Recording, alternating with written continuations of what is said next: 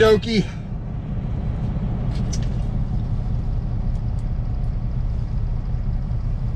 Well, it is 7:30 on Monday morning. I should have been up already and delivering this pile of garbage I have on the trailer.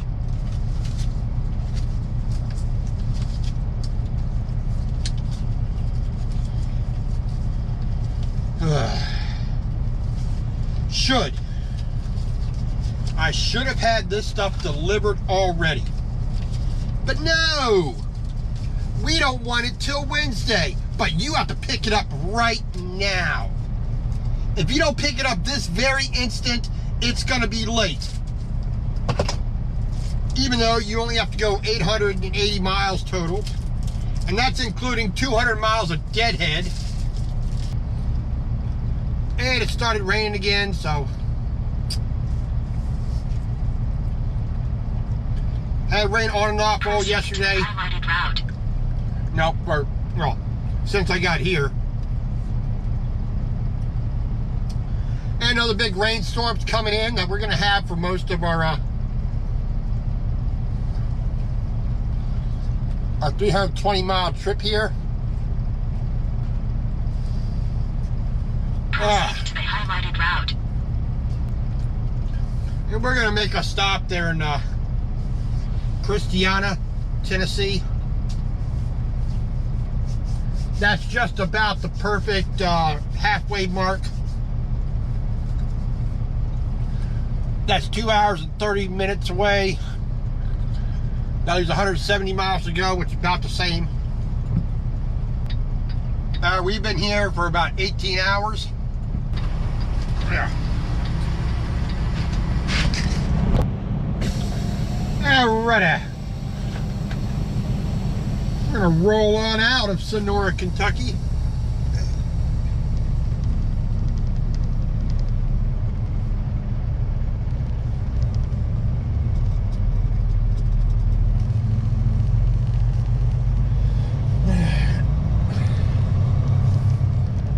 Alrighty.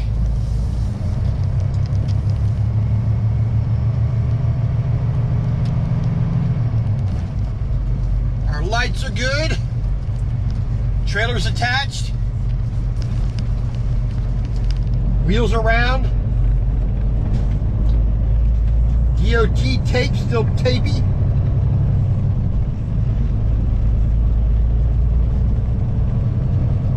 Truck driver's still a fool for doing this.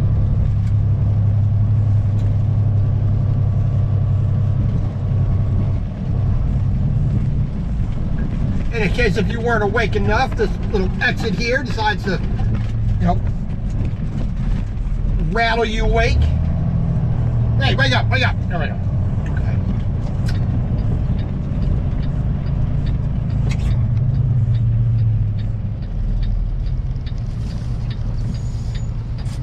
Alrighty. Getting on the road. And unlike yesterday morning, make sure we're getting on the southbound, ramp. Yesterday morning.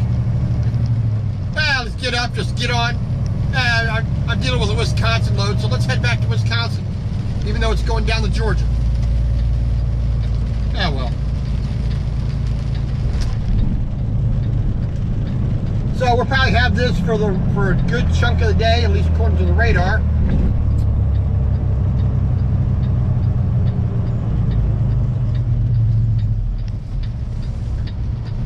And all kinds of water's running off the tarp now that it got collected there last night.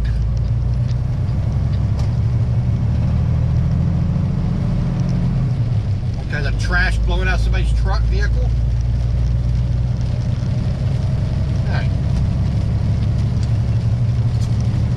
So getting back on the old I-65.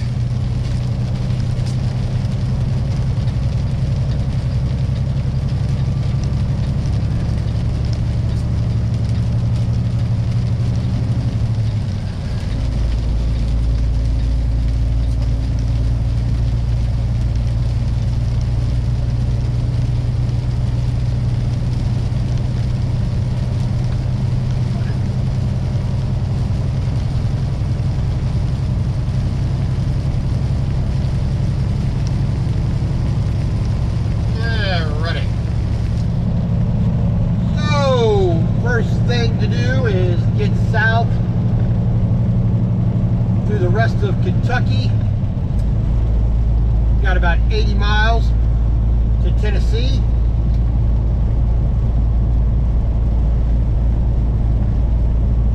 Then we get through Nashville, get on to I-24, take that to a little bit south, Christiana, pop into the Loves there, do a load check, and then we make our way after that down to Emerson and stop at the Loves there for the night. Well, for the week, for the rest of today, Monday, and then all of Tuesday.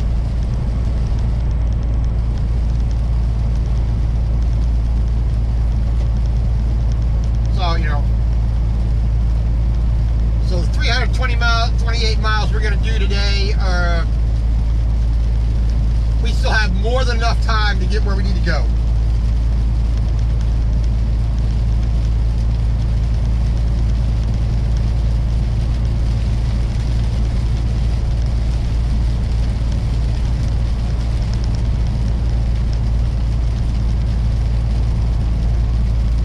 We're going to put in, once we get there, we're going to do our transflow for this load, or for the load previous. And then once we deliver on Wednesday, we're putting in for 2 days of layover because they delayed me delivering for 2 days. Instead of delivering today, Monday, I'm delivering this on Wednesday. A whopping 880 mile trip. 220 of that was deadhead, but still 880 miles. It had to be picked up right then and there. And then, oh, by the way, it won't deliver till Wednesday. And why do you need to have it picked up immediately on Friday, whatever, or Saturday? Oh well. Made the best of the situation that I can. Like I said, we got a rainy day. We have 320 miles to do for the day.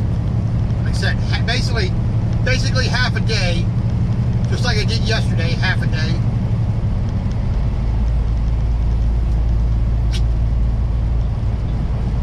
Then once we get to Georgia, park it.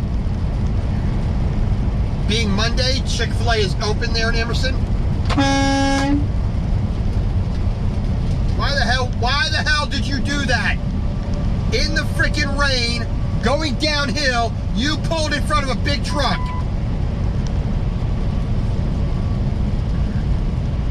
What the hell is wrong with you?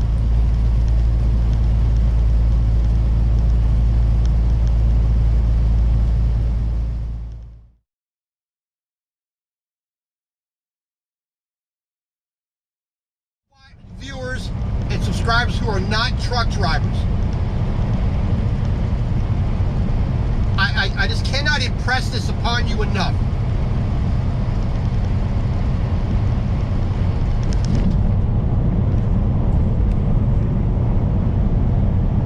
These vehicles are not toys.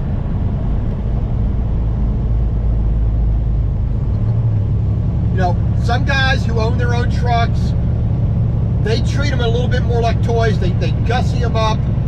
They put the chrome on. They put the power in there. They take them to the truck show. They win awards for great paint and wax job, and you got a neat idea for design here or there. They spend lots of money to make them look nice.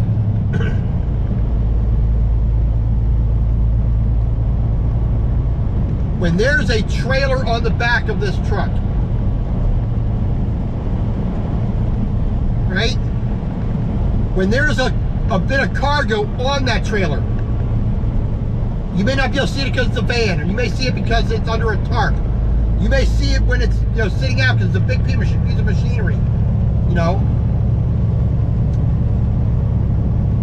These trucks are working.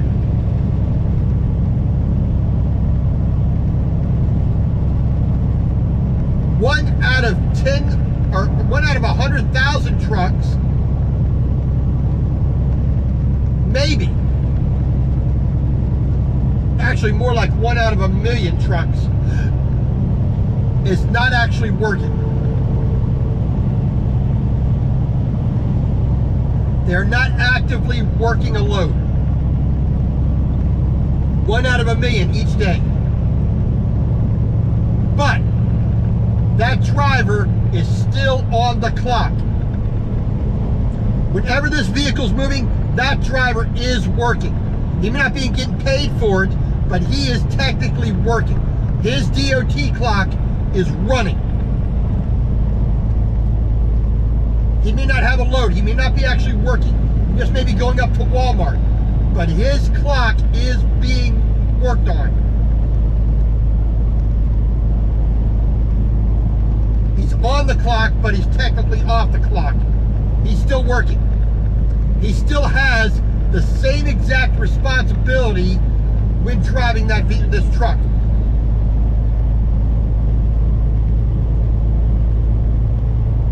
How many of the four-wheeler cars out here? This Jeep, these cars on the opposite side of the highway. This red pickup about to pass me. Your Toyota Camry. Your little I don't know, Alfa Romeo Spider. Your Hyundai Elantra. How many of you are actually working in your vehicle? Very few. You may be going to work, you may be coming home. You may be going to a business meeting, but nothing you do in that car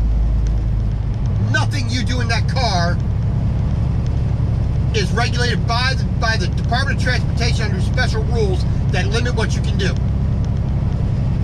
Your responsibilities in that car have nothing to do with your job.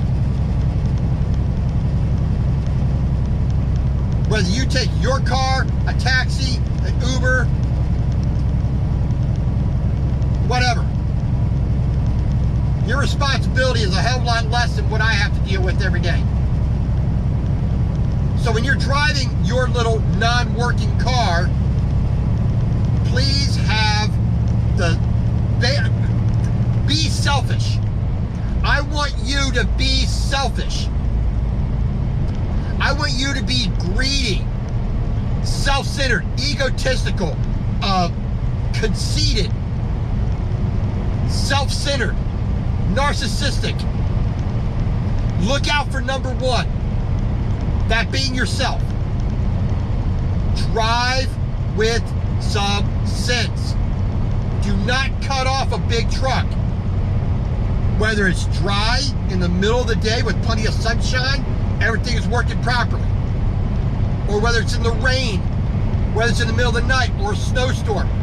Do not cut off a big truck. You may think it's okay. Everything is good under God's green earth. But guess what? One little thing goes wrong and you, the one being hit by that big truck, is the one who's going to die. If you're lucky. If you're not lucky, you're gonna wind up being in the hospital with so many injuries, you will probably never be walking again. Or you're gonna suffer with incredible pain and disability the rest of your living life. And the simplest way to avoid it is be selfish. Take extra time before you put your turn signal on, look in your mirror, look over your shoulder, then proceed slowly over into the lane you want to be in. If that's in front of a big truck, give a minimum of a big truck's length between you and the front bumper that could run your ass over.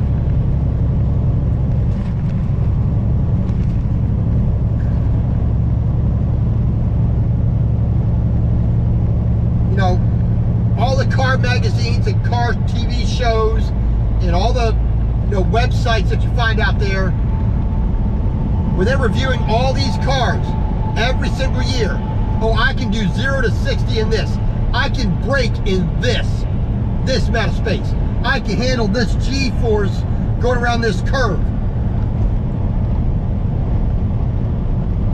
This flatbed trailer and truck, that truck in that tank, that tanker trailer, that truck in front of me with that box van.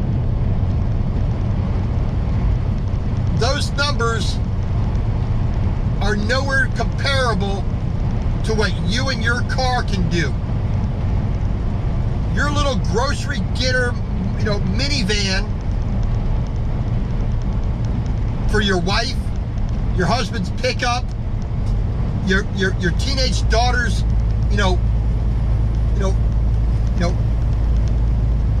whatever she's driving, a little, a Chevy Impala, whatever you bought her. And she's going out there and driving. You're going out there and driving. Take the time. Be greedy with the time. Be greedy with the space. Don't go for the least amount of space in front of me. Go for the most amount of space for me. Take more than you need. Be greedy. Be selfish. I'm begging you.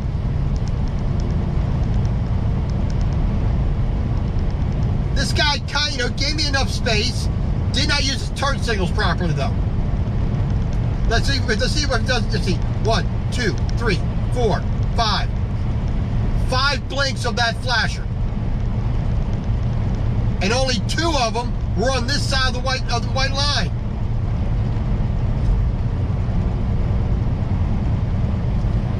You turn your blinker on. 1, 2, 3, 4, 5. All this time you've been looking in your mirror. You're looking over your shoulder. After 5 full blinks, then you move over slowly, leaving your blinker on until you are fully in the lane, as I am now. Fully between the line on the left and the line on the right.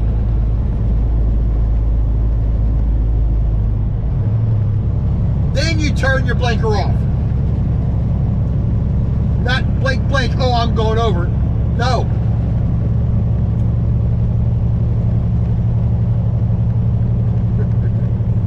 Go slowly, go deliberately, go safely. It takes you no more time to your destination to drive safely.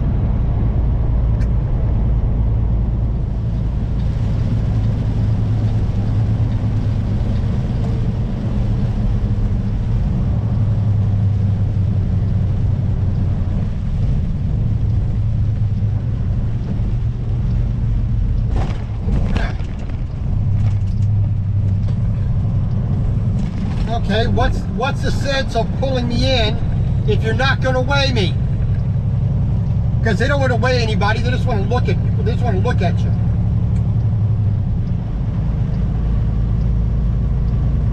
No, they just want to take a peek at you. They're not actually weighing you.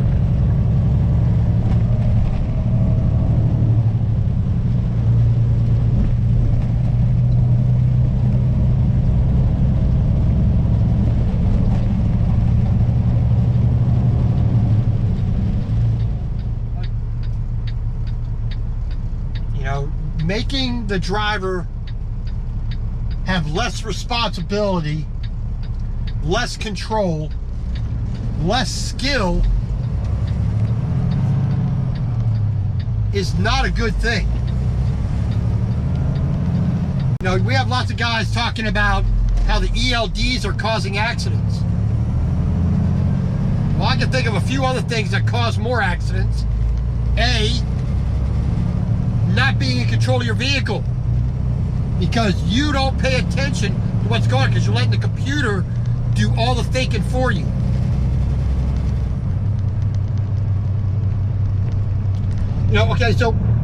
Horse races. Horses have a bit of intelligence about them. Enough that it affects a horse race. That's specifically why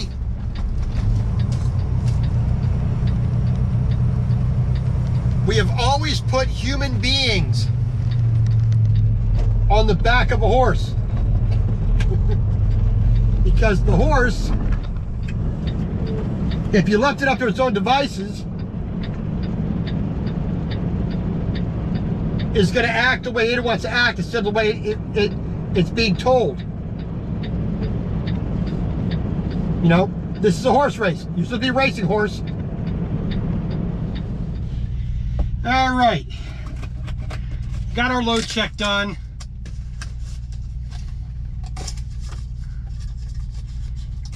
Got me a large cup of ice. And I got me a Baconator from the Wendy's here.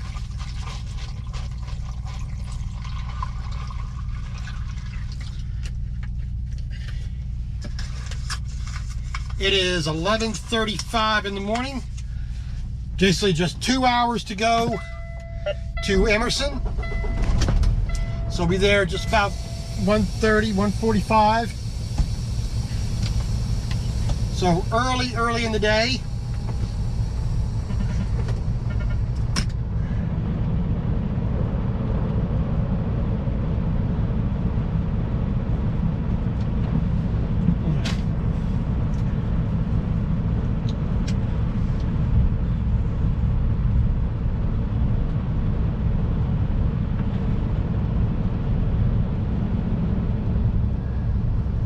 Gentleman here in, you know, the clerk here at the Pilot gave me a free cup of ice.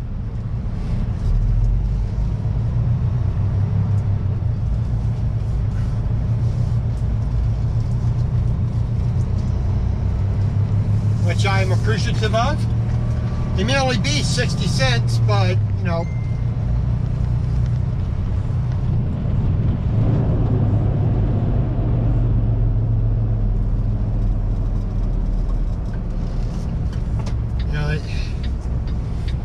sometimes it just takes that little bit of kindness from somebody to make the day go a whole lot better.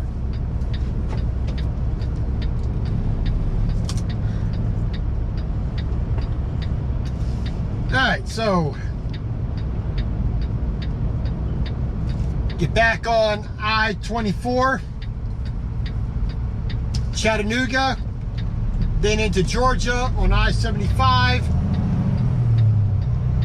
down to exit 139. No, not 139. I'm thinking of Lebanon, Indiana. Nah, we're gonna get down there somewhere.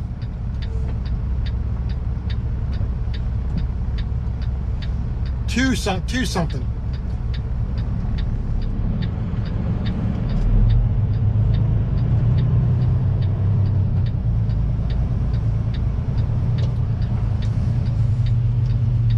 They're ready.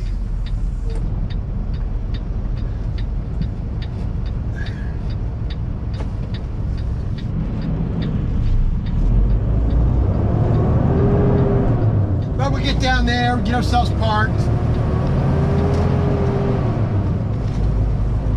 and we'll be good to go.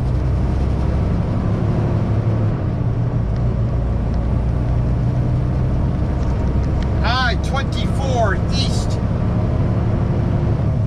Even though it's more like south, but you know, whatever. Okay, we are sitting at 73,000, yeah, 73, almost 74,000 pounds.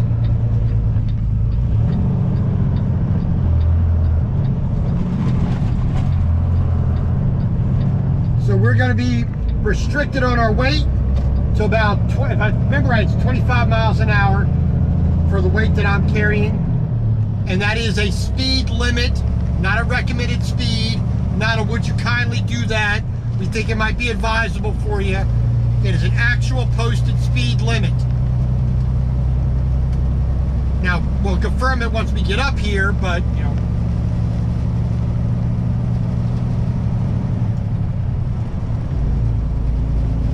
Like this Schneider guy, all trucks must exit, but he didn't. Where'd he go, Schneider?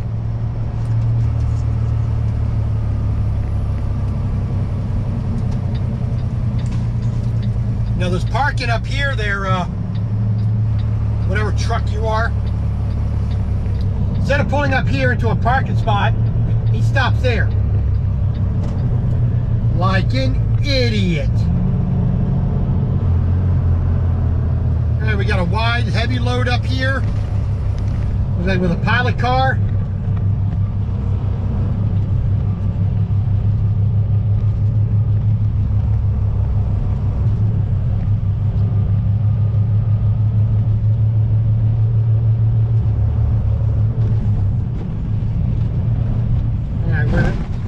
We're gonna use this light over here.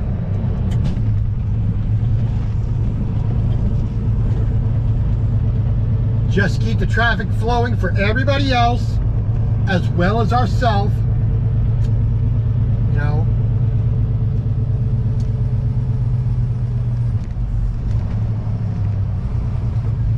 Stopping here, we are checking our brakes, and our brakes are working. And we got the green light. There we can go.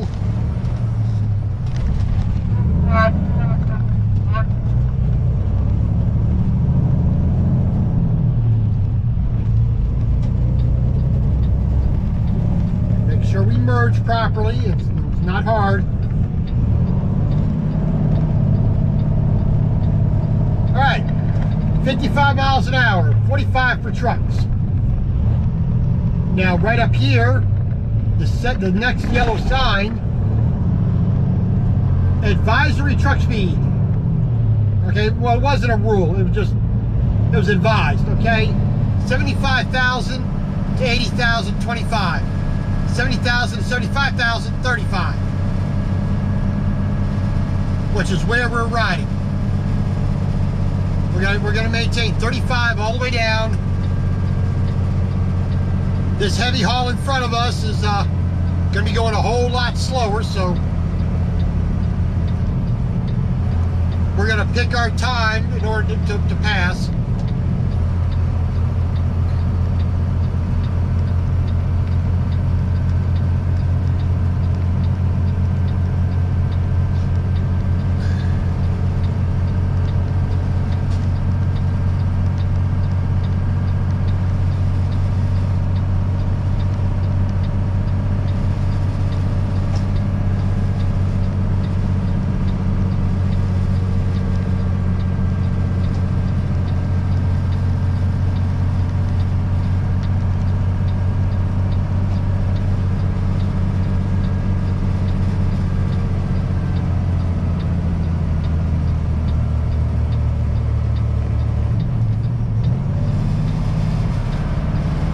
Come on, man.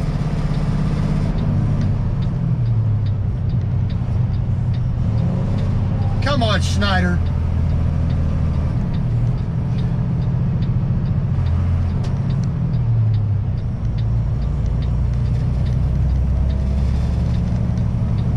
Poorly done, Schneider. Very poorly done. That's the kind of stuff I want to be hauling. I want to be hauling that.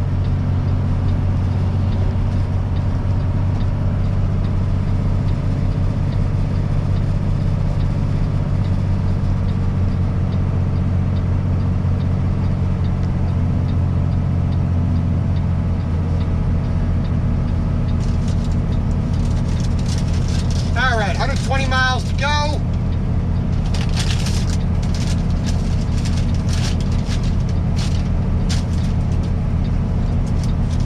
We're at stage 3 on the retarder, approximately 44 miles an hour, and it's holding at that.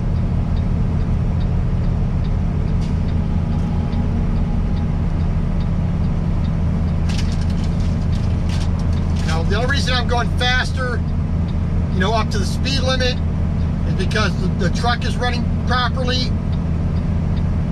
I've got the truck set up properly. I don't have my foot on the brake.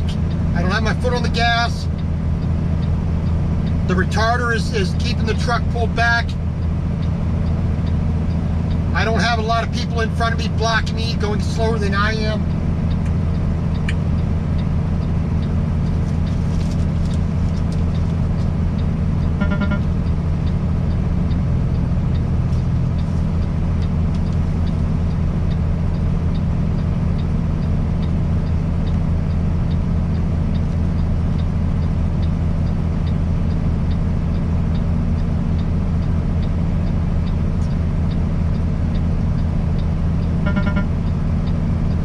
down the south face of Monteagle. Not too shabby.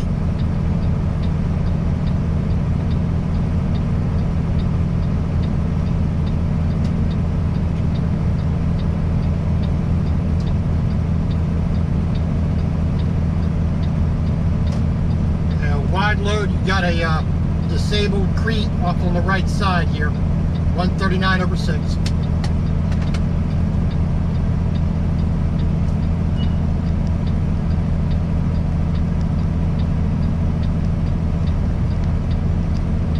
Come on, rail.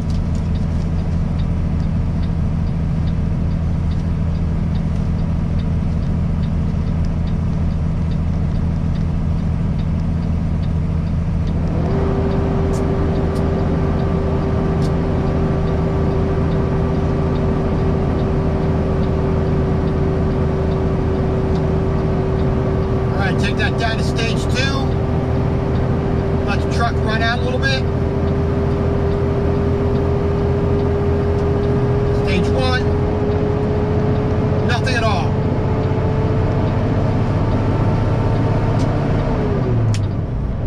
Right?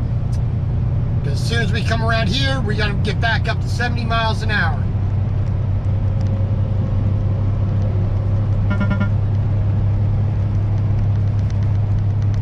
There's the sign for 70, and we are accelerating 60 miles an hour. Get back up to 65 and let it roll, baby.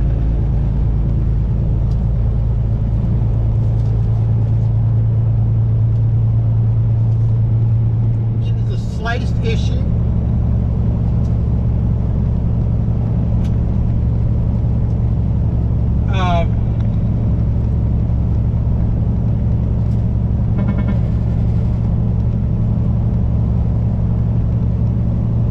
I've managed to learn a lot about securement, about handling, the incredible varied, loads that I've had.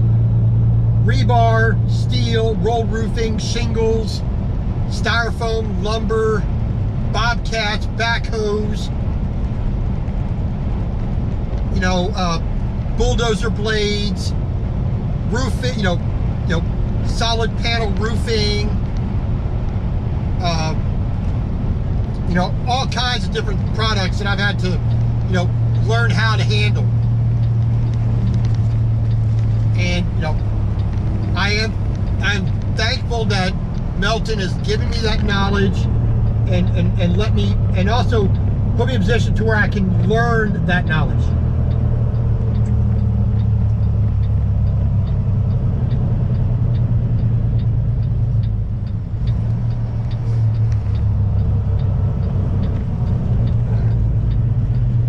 Like I said, I have nothing bad to say about Melton.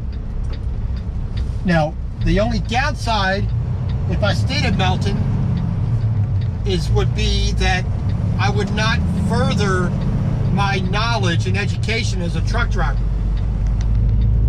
I really am not going to be able to really learn much more than I already have.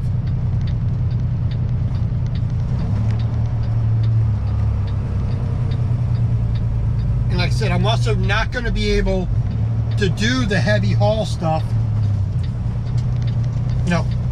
Once in a great while, you might take some tires or, or a crane part or something like that, but that's a rare thing. It's not a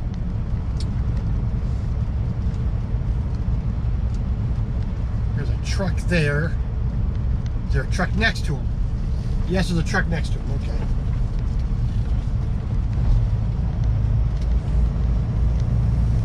But it's like there's nothing really that I can gain in addition to what I already have.